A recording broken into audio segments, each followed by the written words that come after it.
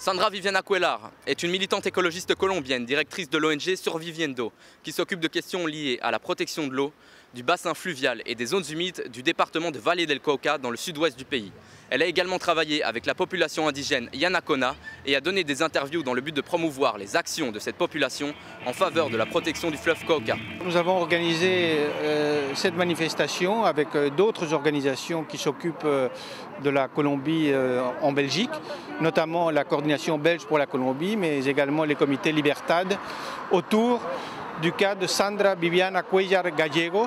J'ai pu constater sur le terrain avec Sensat à quel point effectivement le développement des agrocombustibles, mais en général la politique agricole portait atteinte aux droits de l'homme, aux droits des paysans, aux droits des peuples indigènes, à la fois parce qu'on les privait de l'accès à la terre et parfois, pire que ça, effectivement, il y avait des menaces, des assassinats et donc pour le développement d'une politique qui est, je dirais, au service de grosses entreprises. Par le passé, des défenseurs de droits humains en faveur de la protection de l'environnement en Colombie ont déjà été victimes de menaces, de disparitions forcées, voire d'homicides en raison de leur travail.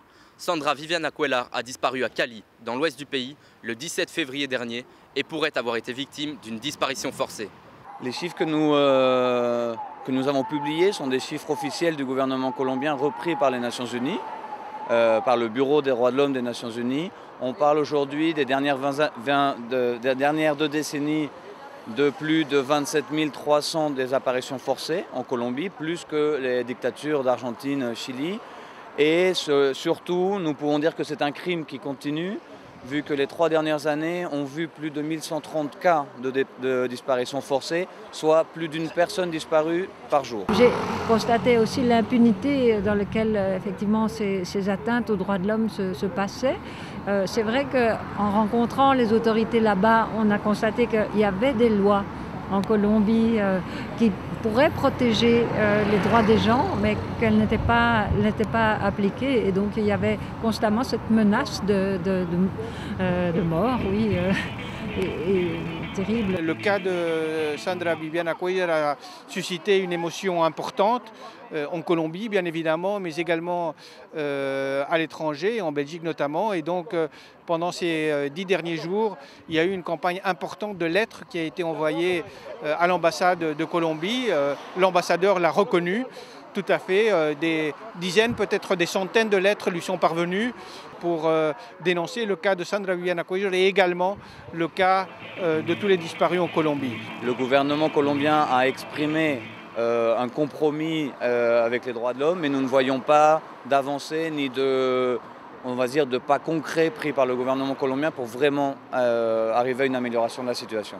Hildebrando Vélez, un militant écologiste qui joue un rôle essentiel dans l'action menée pour établir le lieu où se trouve actuellement Sandra Viviana Cuellar, a reçu récemment des menaces de mort. Qui plus est, le 9 avril dernier, à 19 h, il est rentré chez lui et s'est aperçu que le disque dur de son ordinateur, son téléphone portable et une clé USB avaient été volés. Le matériel dérobé contenait des informations sur la possible disparition forcée de Sandra Viviana Cuellar. OIDACO et les organisations des droits de l'homme en Colombie considèrent que la situation continue à être terrible en situation des droits de l'homme.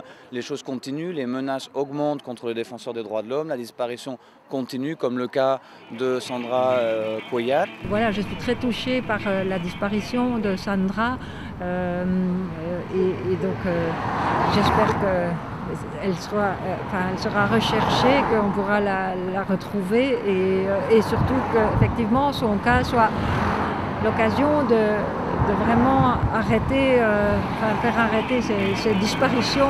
Au cours des 3 premiers mois de l'année 2011, 96 défenseurs de droits humains et 64 organisations sociales ont été victimes d'agressions en tout genre qui menacent la vie et la sécurité de leurs membres et entravent le légitime et légal travail de défense des droits de l'homme en Colombie. Parmi les associations qui ont subi le plus de menaces figurent l'ASIN, l'Association des conseils indigènes du nord du Cauca, le Movicé, le Mouvement national des victimes de crimes d'État et le Sinal Treinal, l'Union nationale de l'industrie alimentaire. Ces processus violents mettent en évidence la pression qui persiste encore en Colombie à l'encontre des indigènes, des paysans, des travailleurs, des syndicats et dans le cas particulier de Sandra Viviana Cuellar, des associations en faveur de la défense de l'environnement. Nous demandons au gouvernement colombien de prendre toutes les mesures nécessaires pour que le crime de la disparition forcée en Colombie cesse, pour que les familles des victimes connaissent la vérité de ce qui s'est passé, puissent retrouver leurs chers aimés et qu'il y ait une justice face aux criminels qui ont effectué ces disparitions.